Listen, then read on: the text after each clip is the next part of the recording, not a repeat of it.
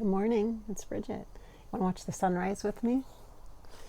Oh, I need this morning, that's for sure. I got up early and can you guys see it? Can you see it pretty good?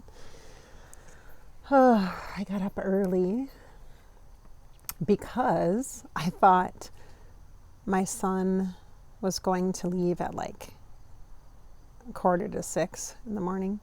I thought he was going to leave and go exercise. He goes to the gym with his friends. I thought he'd go one last time before he's off to college. But I got up and let the dogs out, and his car is still here. It's all packed, but it's still here. He goes to his dad's today to finish up packing, and then tomorrow morning we're off. Yeah, it's going to be just me and him. I'm actually going to ride with him in his car, and then his dad's also going to come up with the truck. And so it'll be a little weird, I think, maybe for him, for my kid, because he'll have his mom and his dad. Actually, it might be really special for him because he's super, like, so sentimental, and he took our divorce hard. He was really young, like, gosh, was he 4 or 5?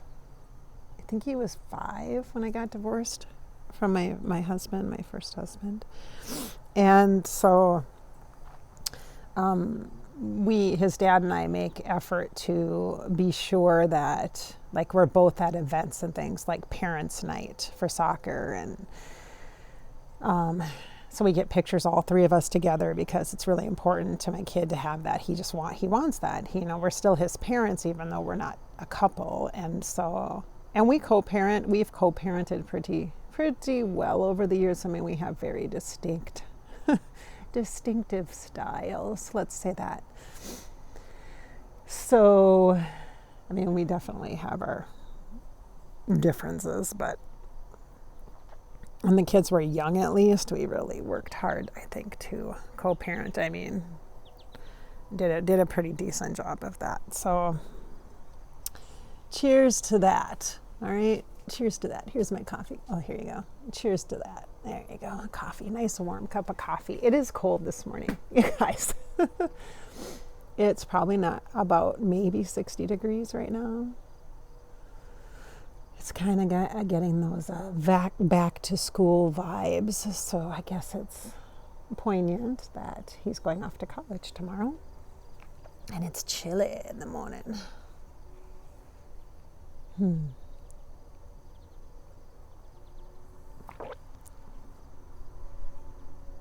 just sitting here and really feeling the peace. There's a beautiful breeze, and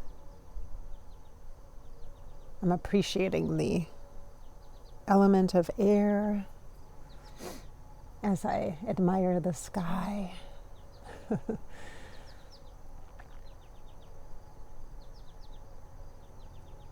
There is a sense in the morning. I love the morning. I just love it. I know it's not for everybody. Maybe for you, you appreciate the metaphysical mornings, but you don't actually physically rise. Might be. But for me, there's this sense of newness. There's an eternal hope that comes in the morning, an optimism that is, you can't deny it, you can't ignore it, you can't not feel it. I really appreciate that about the morning. The hope, the optimism.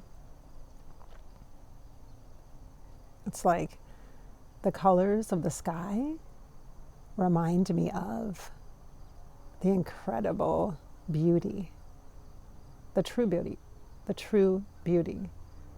that is around us as we're moving through our daily lives, as we're going through our stuff, as we're feeling our feelings and avoiding our feelings and numbing our feelings.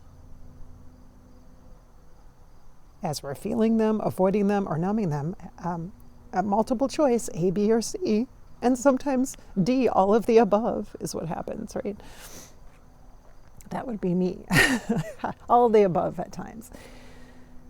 It's like the colors of the sky this morning. It just reminds me that there is beauty just being here as a person with human experiences and feelings, as deep as they are at times, and overwhelming and overpowering. It's just, in fact, so my son this last weekend went to visit my daughter, so his big sister, and she lives about 2 hours away, and went to visit her at her place, and they just spent the evening together, and then all day, and they spent like some time together. And they're pretty close anyway, but they're really close in age. They're like a year and a half apart. My kids are my big three, my oldest three kids are each a year and a half apart. Yeah, it's pretty much pregnant for like 4 years. And yeah, it's just pretty much, so much fun. And he went to visit her before he left, and because her school was like 2 hours into the middle of the state, so it was kind of north and west, and his school is out of state. It's not in Minnesota, so it's south, and so it's like 3 hours and like 10 minutes or something from our house, and so they're like 5 hours apart now. And so he wanted to see her, and so she called me. They had a great time together, great time, so much fun together. And she called me when he left, and she was just crying. She was so sad.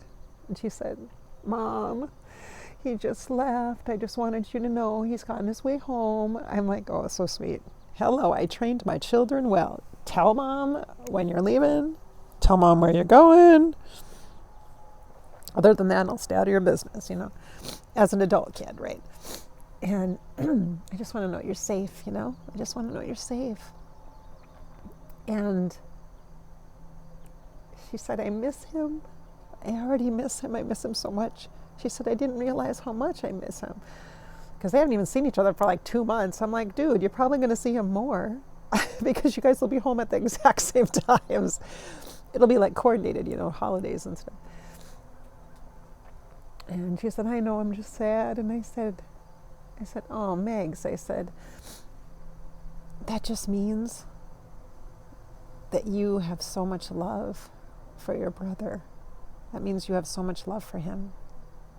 For you to be that sad, for you to feel this sad and miss him so much, it really does mean that you guys have a really special connection, that you have a special relationship." And I said, "That can't change with distance." I said, "Your hearts are connected." I said, "You always will be." I said, "Isn't that amazing? That is so great that you have such a close relationship with your brother. Not everybody has that, and you have that." And I'm like, that's no distance is going to change that. I said, someday, he might be living in California and you might be living here, and or whatever. I said, and you guys will still be close. The distance does not matter, the physical distance. But let me just tell you, I say that to her a couple days ago, and now right now here today, I'm like, okay, so today he's leaving to go to his dad's to do his packing, and I see him tomorrow. So last night was the last night he slept in my house before he's a college kid. And it is different because when my daughter left for college, when she comes back, she doesn't come back for long periods of time, maybe a night or two. The longest she was back was when she had her wisdom teeth pulled for like a week. That was it. So if even that, she wasn't even back then. So once they get their independence and feel for their own lives, it's just this beautiful thing. They just become people, like real adult people, and not little kids anymore. They still need you, like for me, they totally need me. And in fact, I talk to my daughter almost every day.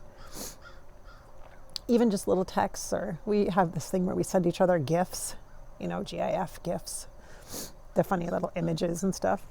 And so, and she knows I have her back, and she calls me when it's hitting the fan and she needs help, and she calls me when she's excited and happy, and she calls me when she's bored.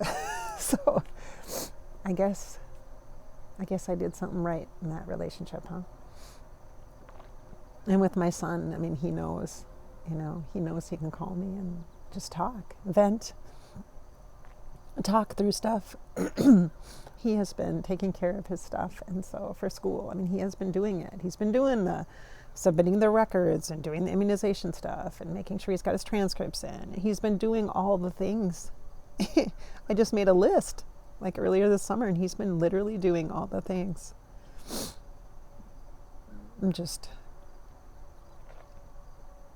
I have this strange sense of accomplishment almost. Like when I think about my kids, I mean, they're not perfect. I mean, they will make mistakes, and they have made mistakes. I mean, we've had stuff happen, just like everybody.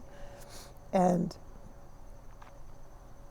it's part of life. It's part of living and growing. And I'm still living and growing, and this kind of sense of newness and possibility. So I'm watching the sun start to burn into the sky. Oh, look at how beautiful the sun is. So nice. It warms my solar plexus and my spirit, and it just inspires me. It renews this sense of what's possible for us, like you and I. Like, what is possible for us? What's possible for me? That's something I constantly ask.